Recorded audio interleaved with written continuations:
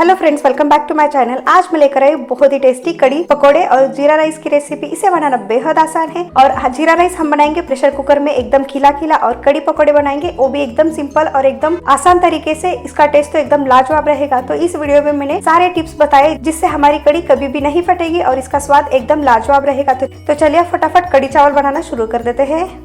तो सबसे पहले हम बनाते हैं पकोड़ा। तो इसके लिए यहाँ पे मैंने एक बाउल लिया है। अब इस बाउल में हम डाल देते हैं एक मीडियम साइज का प्याज। यहाँ पे मैंने प्याज को थोड़ा सा लंबाई में कट कर दिया है, आप चाहे तो बारीक भी कट कर सकते हैं। और इसी के साथ इसमें हम डाल देते हैं 2 बारीक कटी हुई हरी मिर्च। हरी मिर्च आप अपने पसंद के हिसाब से डाल सकते हैं। और इसमें हम डाल देते हैं आधा कप बारीक कटा हुआ धनिया पत्ता। धनिया पत्ता हमें यहाँ पे ज्यादा इस्तेमाल कर लेना है, इससे टेस्ट और फ्लेवर बहुत ही बढ़िया आता है। और इसी में हम डाल देते हैं 4 से 5 बड़े चम्मच बेसन। अब इसके बाद हम इसमें मसाले डाल देते हैं। तो इसमें हम डाल देते हैं आधी छोटी चम्मच हल्दी पाउडर, साथ में ही डाल देते हैं आधी छोटी चम्मच लाल मिर्च पाउडर। अब इसमें ही हम डाल देते हैं आधी छोटी चम्मच गरम मसाला पाउडर, आधी छोटी चम्मच धनिया पाउडर डाल देते हैं और साथ में ही डाल देते हैं आधी छोटी चम्मच जीरा पाउडर। अब हम यहाँ पे इन सबको एक बार अच्छे से मिक्स कर लेते हैं। प्याज के पकौड़े बनाना बहुत ही आसान है, आप चाहे तो इसे सिर्फ बेसन के पकौड़े भी बना सकते हैं। अब इसमें हम डाल देते हैं 1 चम्मच नमक, या फिर आप अपने टेस्ट के अकॉर्डिंग नमक डालें। नमक डालने के बाद भी इसे एक बार अच्छे से मिक्स कर लेते हैं। तो यहाँ पे हमें सारे इंग्रेडिएंट एक साथ अच्छे से कोट हो जाए तब तक हमें यहाँ पे इसे अच्छे से मिक्स कर लेना है।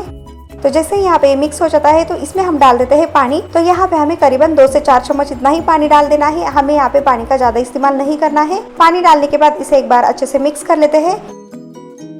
तो हमें यहाँ पे बैटर को ज्यादा स्लरी नहीं बनाना है, मतलब ज्यादा फ्लोइंग कंसिस्टेंसी का बैटर नहीं बनाना है। बस यहाँ पे हमें बेसन और प्याज के ऊपर अच्छे से कोटिंग हो जाए उतना ही हमें यहाँ पे पानी का इस्तेमाल कर लेना है। तो ये देखिए यहाँ पे मैंने बैटर को अच्छे से बनाकर तैयार कर लिया है। और यहाँ पे आप देख सकते हैं ना कि ये बैटर ज्यादा फ्लोइंग भी नहीं है और ज्यादा गाढ़ा भी नहीं है। इसी कंसिस्टेंसी का बैटर हमें बनाकर तैयार कर लेना है।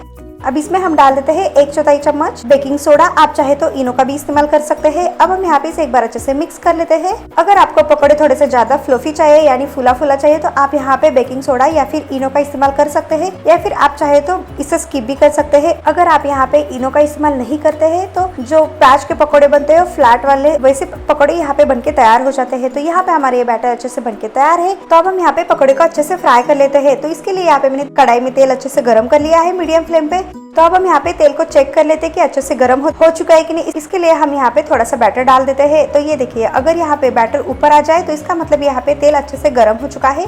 तो हम यहाँ पे इस बैटर को बाहर निकाल देते हैं। अब इसमें हम बैटर डाल देते हैं और अच्छे से पकौड़े को तल लेते हैं। तो यहाँ पे मैंने छोटे पकौड़े बना लिया है, यानी छोटे बैटर डाल दिया है। अगर यहाँ पे आपको पकौड़े थोड़े से बड़े चाहिए तो आप यहाँ पे बैटर थोड़ा सा ज्यादा इस्तेमाल कर सकते हैं। तो ये देखिए यहाँ पे मैंने एक साथ में जितना डल सकता है उतना यहाँ पे मैंने डाल दिया है। और हमें यहाँ पे फ्लेम को मीडियम ही रखना है। मीडियम फ्लेम पे इसे गोल्डन ब्राउन हो जाने तक अच्छे से फ्राई कर लेना है। वैसे तो कड़ी पकोड़े में आप चाहे तो प्याज के पकोड़े बना सकते हैं या फिर सिर्फ बेसन के पकोड़े बना लिया तो भी एकदम बढ़िया लगता है। लेकिन यहाँ पे अगर प्याज के पकोड़े बनते हैं तो थोड़ा सा टेस्टी लगता है। तो इसलिए यहाँ पे मैं आपको सजेस्ट करती हूँ कि आप यहाँ पे प्याज के ही पकोड़े बनाएं। तो यहाँ पे आप देख सकते हैं कि पकोड़े के ऊपर कितना बढ़िया सा कलर आ चुका है। तो ये देखिए यहाँ पे मैंने इसे अच्छे से फ्राई कर लिया है। अब हम यहाँ पे इसे एक प्लेट में निकाल देते हैं। तो इसे फ्राई करने के लिए ज्यादा समय नहीं लगता है, बस 1 से 2 मिनट में ही अच्छे से गोल्डन ब्राउन हो जाते हैं। तो यहाँ पे मैंने इसे एक प्लेट में निकाल दिया है। अब हम इसी तरीके से दूसरा बैच बनाकर तैयार कर लेते हैं। तो ये देखिए यहाँ पे आपको जितना साइज पकौड़े का चाहिए तो आप उस अकॉर्डिंग यहाँ पे बैटर को अच्छे से डाल सकते हैं और इसे मीडियम फ्लेम पे 1 से 2 मिनट तक अच्छे से गोल्डन ब्राउन हो जाने तक फ्राई कर लेना है। तो यहाँ पे आप देख सकते हैं कि इनो या फिर बेकिंग सोडा डालने की वजह से जो पकोड़े है कितना फ्लफी एकदम गुलगुले जैसा दिखने लगा है। अगर आपको थोड़ा सा खट्टा चाहिए तो आप इसमें थोड़ा सा आमचूर पाउडर भी डाल सकते हैं, उससे भी टेस्ट बहुत ही बढ़िया आता है। तो यहाँ पे ये हमारा सेकंड बैच भी एकदम परफेक्टली बनके तैयार है। तो इसे भी हम प्लेट में निकाल देते हैं। और यहाँ पे आप देख सकते हैं कि पकोड़े के ऊपर कितना बढ़िया सा कलर आ चुका है और पकोड़े कितने फूले फूले दिखने लगे हैं। तो यहाँ पे हमारे ये पकोड़े बनके तैयार है। तो आप चलते हैं कड़ी बनाने के प्रोसेस में। तो यहाँ पे मैंने एक मिक्सिंग बाउल लिया है। अब इसमें हम डाल देते हैं आधा कप बेसन और इसी के साथ इसमें डाल देते हैं 3/4 कप दही।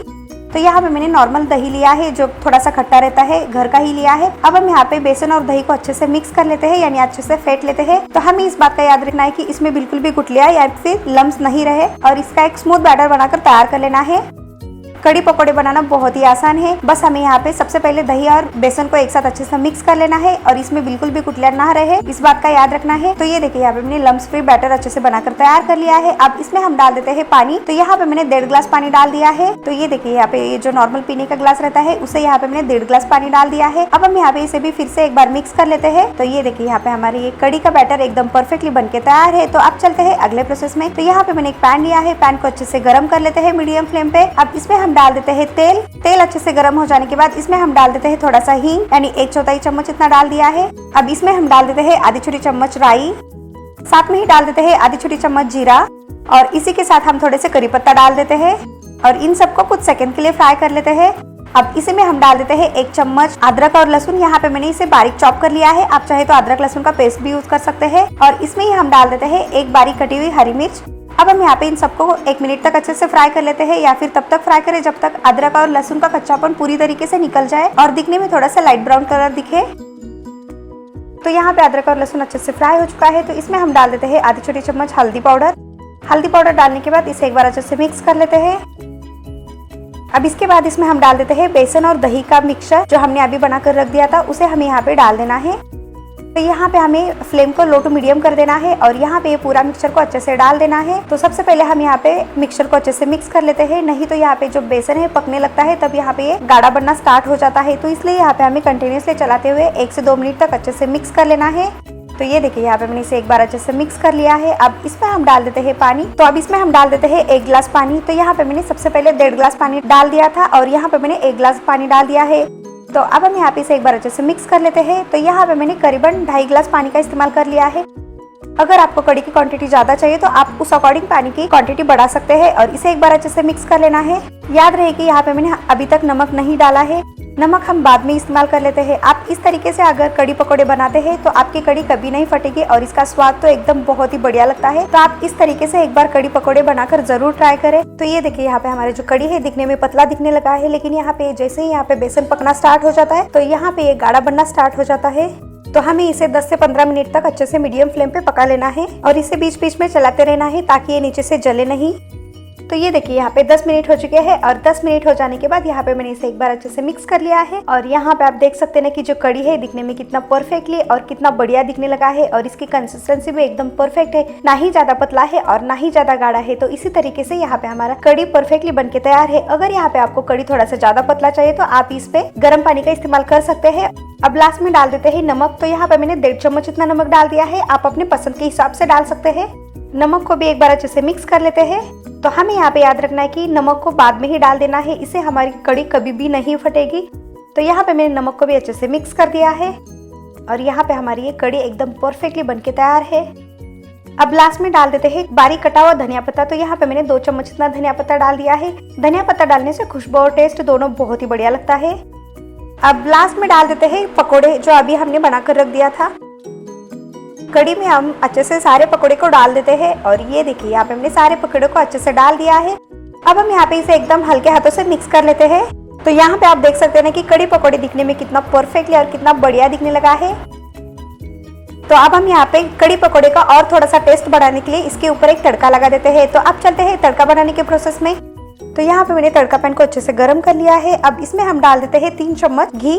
तो तड़का हमें घी में ही लगा देना है ताकि इसका टेस्ट और फ्लेवर बहुत ही बढ़िया आता है। अब इसमें हम डाल देते हैं 2 सूखे लाल मिर्च। तो हम यहाँ पे इसे थोड़ा सा तोड़ के डाल देते हैं और इसी के साथ इसमें हम डाल देते हैं 1 चम्मच थोड़ा सा बड़े टुकड़े में कट किया हुआ लहसुन। अब हम यहाँ पे इन दोनों को थोड़ा सा फ्राई कर लेते हैं। तो हमें यहाँ पे इसे तब तक फ्राई कर लेना है जब तक लहसुन का कलर थोड़ा सा ब्राउनिश कलर दिखे। तो यहाँ पे लहसुन अच्छे से फ्राई हो चुका है। तो इसमें हम डाल देते हैं 1 चम्मच काश्मीरी लाल मिर्च पाउडर। काश्मीरी लाल मिर्च पाउडर तीखा नहीं होता है, इससे कलर बहुत ही बढ़िया आता है। तो ये देखिए यहाँ पे हमारा ये तड़का परफेक्टली बनके तैयार है। तो हम यहाँ पे गैस को बंद कर देते हैं और इसे ले चलते हैं कड़ी की तरफ। तो ये देखिए यहाँ पे आप देख सकते हैं कि कड़ी के ऊपर तड़का कितना परफेक्टली और कितना कलरफुल दिखने लगा है। तो हम यहाँ पे इसे एक बार अच्छे से मिक्स कर लेते हैं। तो यहाँ पे हमारी ये तड़के वाली कड़ी पकोड़े बनके तैयार है। आपने देखा ना कि इसे बनाना कितना आसान है। तो हम यहाँ पे इसे 1 मिनट तक अच्छे से पका लेते हैं और गैस को बंद कर देते हैं। और अब चलते हैं अगले प्रोसेस में।